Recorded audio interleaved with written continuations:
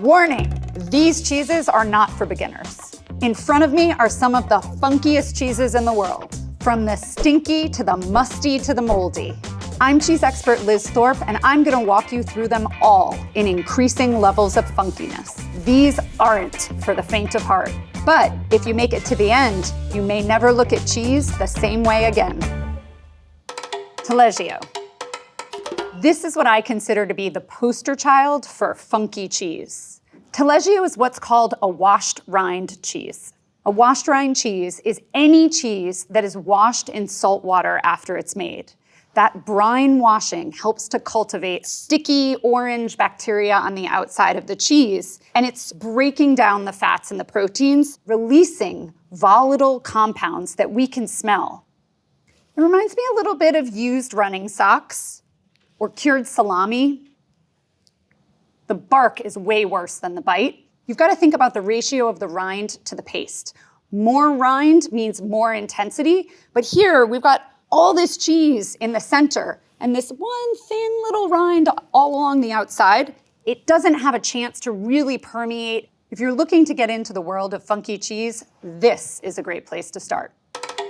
Tomme de Savoie literally means smallish, roundish cheese from Savoie, a mountainous region in France. This cheese, when it's made really well and traditionally, is characterized by this thick, crusty, dark brown rind. A lot of the smell of the cheese, really all of the smell, is coming from that rind, and it smells like wet dirt. I used to ride horses when I was a kid. It reminds me of being in a horse barn on a rainy day. When you taste Tomme de Savoie, you taste things that we don't eat, which is really confusing. It has to do with what's called retronasal impressions of flavor. You actually get aromatic compounds up the back of your nose as you're chewing and you're swallowing that inform your perception of flavor. It's what allows us to drink wine or taste cheese and say, oh, yeah, this is reminiscent of hay or mown grass or wet dirt. We don't eat those things, and yet we're reminded of this because of our retronasal impressions. Tomme de Savoie is what's called a natural rinded cheese. The rind is allowed to develop over the course of weeks, or in this case, even several months, in an open air, temperature and humidity controlled environment. These are all molds, yeasts, bacteria, microflora that come from the milk and come from the air of the unique aging environment where the cheese is ripened. All of the character of this cheese, the ability to really taste where it's from, comes from this natural rind and comes from a slower, more painstaking ripening process. If you want to try Tomme de Savoie, but you're a little freaked out by the earthiness, don't eat the rind. You can still enjoy the aromatics without feeling like you're eating wet dirt. Emmentaler. This is classic Swiss cheese. It's sweet, but it also really is footy. And that combination of sweet feet, for me, is like the ultimate funk. It's a huge wheel of cheese, 180 pounds, and it can be aged anywhere from 3 months to 12 or more months, where they're really gonna start to show their character. It's dense, it's a little bit chewy. The funkiness for me is coming from this sweet feet combination. The sweetness that I'm always so hung up on is actually characteristic of many cheeses from Switzerland. They're lower in salt, they're lower in acidity, and we read that as tasting sweeter. But then you get that hit of propionic acid that is a aromatic compound that is what makes Swiss cheese taste Swissy. But unlike Taleggio or Tomme de Savoie that have this live rind that's breaking down the cheese and contributing aromas and flavors, the rind on Emmentaler isn't doing any of the work here. All the flavor compounds and all the aroma compounds are coming from the inside of the cheese. Hooper. Hooper is a washed rind, but it was only invented in the fall of 2024. So while the style may be old, new cheeses are being created all the time. This one is made exclusively by Vermont Creamery, and you can see it's got so much rind to paste that it's broken down the texture almost entirely through the cheese. Another thing to know about this cheese is that it is not a cow's milk cheese. It's a combination of goat milk and cow milk with a bit of cream added to it.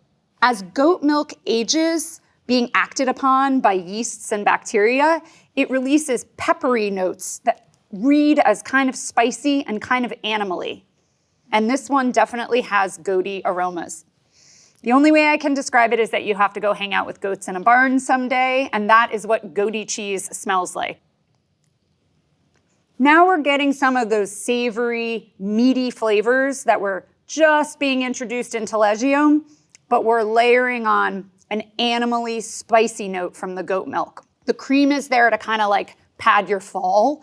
It stops it from being maybe an 8 out of 10 and keeps us at like a 5 out of 10. The cream softens and cloaks that intensity. You don't typically see cheeses in the shape of a donut, but there's a really specific reason why Vermont Creamery made it this way. Because there's a hole in the center, there's more rind than there is paste. The bacterial activity and the yeast activity on the rind are gonna break the texture of the cheese down evenly over time. You're gonna get this lovely even ripening and even creaminess throughout the cheese. Also, from a funk perspective, it means that the flavors and the aromas are gonna be really impacted by the bee linens on the outside of the cheese. Another interesting thing about this cheese, and really about all small format ripened cheeses, is just how powerful the action of the rind can be. Let's take a look at the same cheese purchased on the same day. The only difference is that this one is older. The cheese has been entirely broken down. It is literally a puddle on the tray. Let's see what this does to the funkiness of the cheese. Again, the rind, totally edible, so I'm going for the whole thing. Remember I said age is another layering device in funkiness. More time, more breakdown, way more intensity. So if we're at a 4.5 here, we're amped up to about a 7 here. Those goaty, animal-y notes are really, really pronounced. This is the same cheese, but this one tastes twice as strong as that one. Hooper is a great example of the funkiness that a washed rind brings with the added funk that goat milk brings. Valençay. Valençay is an ashed goat cheese from the Loire Valley in France. Traditionally, ash was put on the outside of these cheeses to protect the exterior and to help develop a rind using whatever ambient molds or yeasts were in the air of the place that the cheese was being made. That is not how it's done anymore today, but the ashing of the rind is really important for changing the acidity level and making it a more hospitable place for certain kinds of yeasts and molds to grow. So when you're using ash in cheese making today, it's actually sterilized vegetable ash. It's like a very fine black powder that gets sprinkled on the outside of the cheese. Let's see what it looks like on the inside. Ah, textbook cream line, I love that. So you can see here how the rind has eaten into the texture of the cheese. It's turned it into liquid, basically. And then in the center, it's chalkier, but still pretty soft. This is 100% goat milk. When goat milk is fresh in a log shape with no rind, it can be very mild, but when it starts to break down like this, you're gonna get a serious concentration of flavor. Hooper smelled kind of like a whiff of a barn. This is like being in with the goats. It is goaty. There's funkiness in an animal way, like goat fur and goat pee and lots of goats running around. This is where goat milk is at its most intense. Mold ripened, yeast ripened, breaking down, concentrating all of those animal-y peppery notes. I love this. A lot of people, I think, would not love this. Isle of Mull cheddar. This is a classic cloth-bound cheddar made on the Isle of Mull in Scotland. Traditional cloth-bound cheddars made in England, in Wales, in Scotland are large format cheeses that are wrapped in cloth during the aging process. Because they're exposed to the air and there's ambient molds that will grow on the outside of that cloth, their flavors are much earthier. This is also a raw milk cheddar, so the milk is not pasteurized prior to cheese making. Raw milk cheeses often have a different level of complexity and intensity to them. There's just more raw material to work with than there is in a pasteurized milk cheese. And it's unique raw material. It's not something that a cheesemaker can go buy and add to the milk. It's something that's coming from the place where the cheese is produced. It's got a really cavey, like root celery aroma. It's got kombucha notes. It's got whiskey notes, it's got hoppy, grainy flavors, and this really earthy, dank cellar quality. It's interesting to me because the diet of these cows is really unique. They are grass-fed cows, but they also are fed spent mash from a local whiskey distillery. I can't say if there's a direct translation, but those dark rye notes and those fermented flavors are coming, I think, straight from the feed into the final cheese. I'd call this the funkiest cheddar in the world. Chällerhocker. Chällerhocker is an aged cow's milk cheese from Switzerland. It's similar to a lot of other mountain cheeses like Gruyere or Appenzeller. Chällerhocker is made by a single producer, Walter Ross. Many Swiss cheeses, Gruyere for example, are washed in brine. They do get a saltwater washing after the cheese is made. But Walter washes Chällerhocker frequently and persistently over months and months. It's really like building up a crust over weeks and months where those bacteria, they're infiltrating the cheese and really powerfully contributing to the aroma and flavor profile. The smell of it is super powerful. It smells, a little sweaty, a little footy. Bee linens, the bacteria that develop with that saltwater washing, are the same bacteria that can be found in human perspiration. So there are a lot of similarities of smell there. But Chällerhocker smells like more than that. It's cavey, and there's almost like a wet, furry element to it. It feels dank. It's really intense. And you just don't get that with most Swiss cheeses. Wow. There's a unique thing that happens with only a few really, really excellent Alpine-style cheeses. There's a pineapple-y note that comes forward 10 or 11 months of age. Whew. It's like your tongue feels hairy. My whole tongue is prickly and my mouth is watering. Walter has a very unique aging environment for his cheeses. Think of it as like a microbiological print on the cheese that's coming from the bacteria and the microflora that live in the aging environment. All of these things are contributing to the outside of the cheese at the same time that the unique microflora in the milk are defining what the cheese is going to taste like from the inside out. For me, this is the funkiest, but I would say also the most delicious Alpine cheese you can buy on the market. Zimbro. Zimbro is one of a very small and special group of cheeses that are only made in southern Spain and Portugal. They're called amontigado-style cheeses, and they're made very differently from any other cheese in the cheese world. So when you're making cheese, the goal is to get all the proteins in the milk to coagulate and to drain off the water. That's how you're going to get curd to make cheese out of. There's a couple of different ways that you can make proteins coagulate, but this amontigado style uses thistle rennet. If you've ever seen a wild artichoke or a thistle flower, that can actually be used as a coagulant in cheese making. And that thistle rennet changes everything. They often come wrapped in cloth because they can get so soft the cheese will bust out on the edges and it needs like a little belt to hold it together. You cut along the center and then around the perimeter. You're just gonna peel that top rind. It's like a little lid. So this cheese can be semi-soft to puddingy in texture, scoopable, almost liquidy. You can get a sense of that thistle rennet just from the smell. It is so weird. This cheese smells like a plant. And it's also made of sheep milk. Sheep milk can contribute its own funkiness. It can have a lot of sort of discernible animal-y notes, gamey notes, lanolin notes, things that might remind you of wet wool socks or a wet wool sweater. But this just smells like a crushed up plant. Wow. Everybody has to try this style of cheese once in their life just because it is so weird and unusual and unexpected. First of all, sheep milk is higher in fat than cow or goat milk. So a spoonful of this is like mouth-coating, insanely heavy, rich, and fatty.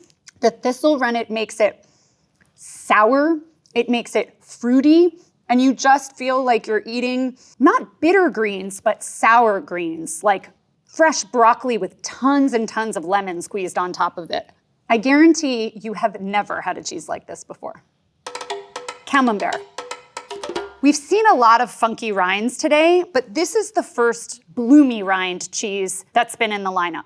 All bloomy rinds have this white, soft, edible skin on the outside of the cheese. That is a rind that's grown from a specific kind of mold called Penicillium candidum.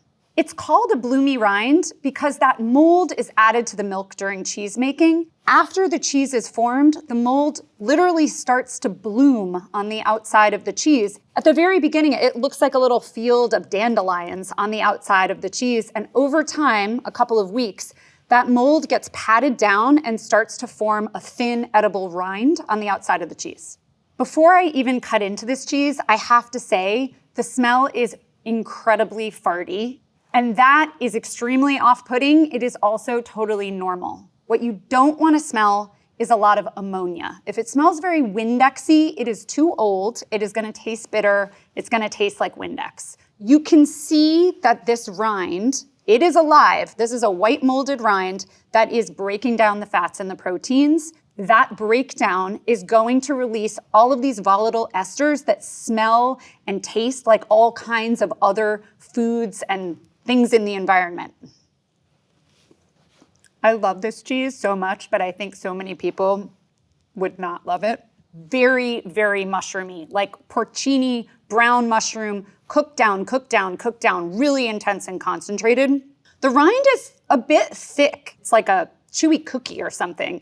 I often consider that to be a flaw with American-made Camembert, but here it is delivering a huge, huge hit of those cooked vegetable kind of farty flavors. It's going right up the back of my nose. It just absolutely smells like something you think you should not eat, but you should. You should go out and get it and eat it all. Formaggio di Fossa di Sogliano. This is an Italian pecorino that spends 3 months buried in a hole in the ground. The pecorino is made in the summer, and in the month of August, the cheeses are wrapped in cloth and they are put into a straw-lined limestone well in the ground. And this isn't like there's racks and rooms. They're just like put into a hole in the ground, all on top of one another. So the placement within the hole actually determines something about the flavor and the character of the cheese. Those that are at the bottom tend to have a more intense, funkier, more fermented flavor profile because they're warmer, they have less access to oxygen, and they're at the bottom of the pile, basically. When you smell this cheese, it's like damp limestone with this funny fermented dairy smell hanging over the top. What's making this cheese super funky is the anaerobic ripening that happens during those 3 months in the ground. It's basically secondary fermentation that's going on the inside of the cheese. It's got a very sour, fermented, fruity, and kind of gamey flavor to it. And because it is aged in this anaerobic environment, you're getting more notes from the sheep milk. Think about rare lamb meat right next to the bone when you eat a lamb chop. That's the gaminess I'm talking about. This is taking all the elements of funk that we've explored today and combining it into one cheese. It is a singular experience.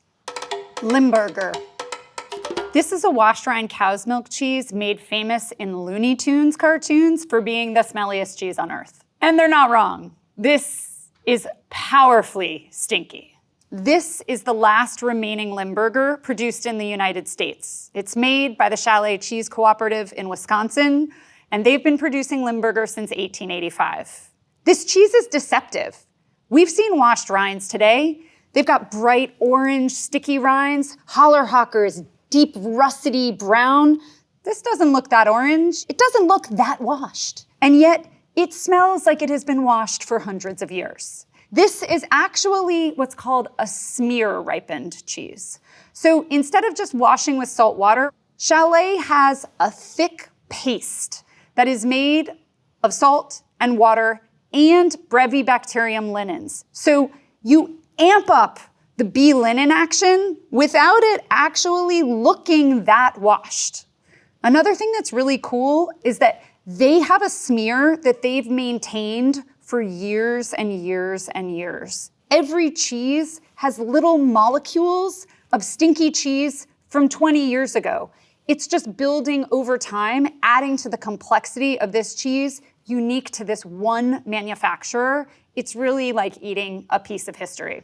I'm not really squeamish, but this is a cheese I don't even want to pick up to smell because I will smell like Limburger for the rest of the day. Everything I touch will smell like Limburger, but for you, I will do it.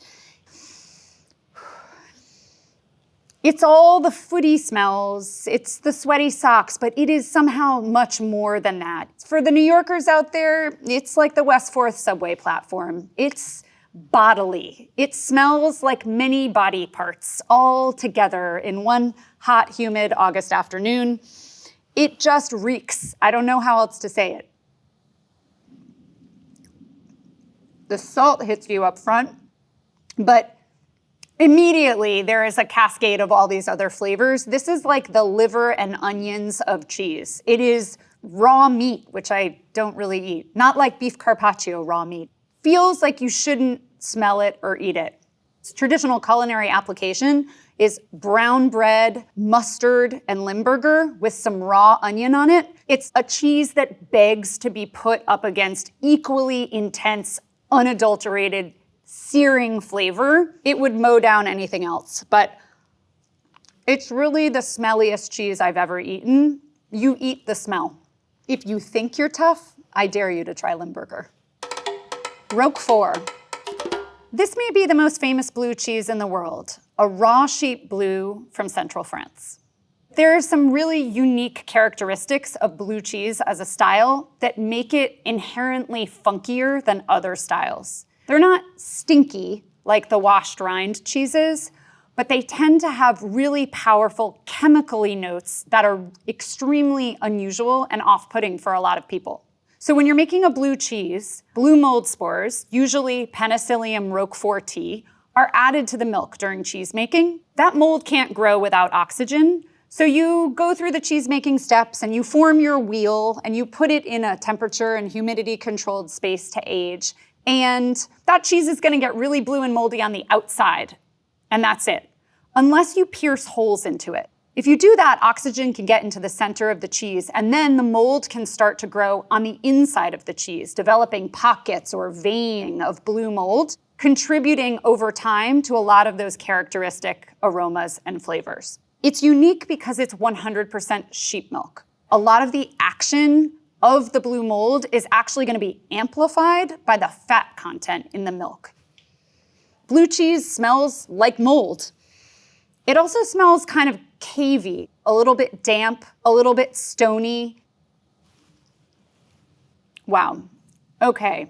It's like breathing in an open bottle of nail polish remover, and that is funky and weird and definitely seems wrong and off-putting. However, it is totally typical of blue cheeses. The Penicillium roqueforti mold breaks down the free fatty acids that are in the milk, and it releases these methyl ketones. That's the name of the compound that specifically smell like acetone. So it's good to know that's really normal, but it's really weird and you may not like it. I will say though, that acetone is balanced out by the fatty creaminess of the sheep milk and also these other flavors. You get toasted nutty notes and fruity notes as well, like bright acidic red fruit. This is a really, really strong blue cheese. It's got a really long finish. You keep tasting it and tasting it. Whew. It's what makes Roquefort one of the funkiest cheeses out there. Cabrales. This is the funkiest cheese in the world. Cabrales is a raw milk blue cheese from Asturias, Spain. It's made of cow milk. That cow milk can have goat milk and sheep milk added to it. Even though it's a blue cheese, it doesn't look like any other blue cheese out there. When it is well matured, it becomes like a gray-green mass. It reminds me of Oscar the Grouch if he were a cheese. It is no longer blue-veined, it is just blue. And that's because Cabrales is the last naturally bluing cheese that you find on the open market. This is a cheese that becomes blue because it is ripened in natural stone caves that are full of ambient Penicillium roqueforti mold spores. Those mold spores infiltrate the cheeses, and over time, the cheeses ripen to become this teeming mass of Penicillium roqueforti breaking down the fats, releasing all this intense acetone aroma and flavor, and contributing all kinds of flavors that you just don't find in any other blue cheese. Okay, it's sort of like an assault on my mouth. It can be hard to explain this. It's not bad. It's just really, really, really strong and really weird. Those methyl ketones are just popping all over my mouth. It's like super acetone-y. And unlike a lot of other blue cheeses, Cabrales has a lot of acid, and a ton of pepper. So much black pepper, it's so spicy on the top and the sides of my mouth. Those sort of like creamy, fatty notes from the Roquefort, I don't get any of those here, but I'm getting a lot of lean, peppery flavor coming from the breakdown of goat milk and sheep milk added to that cow's milk base. Those additional milks really, really amp up the intensity, and my mouth is watering so much I can barely talk. It's super, super acidic. Most blue cheeses are aged for a couple of months. Cabrales, 5 months to 10 months. You've got double the amount of time for that mold to act on the fats, breaking them down, and for it to spread throughout the cheese. My mouth is watering, my throat is burning. This is a full-on assault. It's definitely animal-y. I would say this is by far the weirdest and the strongest cheese I have ever tasted. I recommend trying this just for the experience. This truly is the funkiest cheese I have ever had. Funkiness means a lot of different things to different people, and I get it. If a cheese smells bad or it's full of mold, it can be really off-putting. But these cheeses are experiences, and I really think they're worth trying.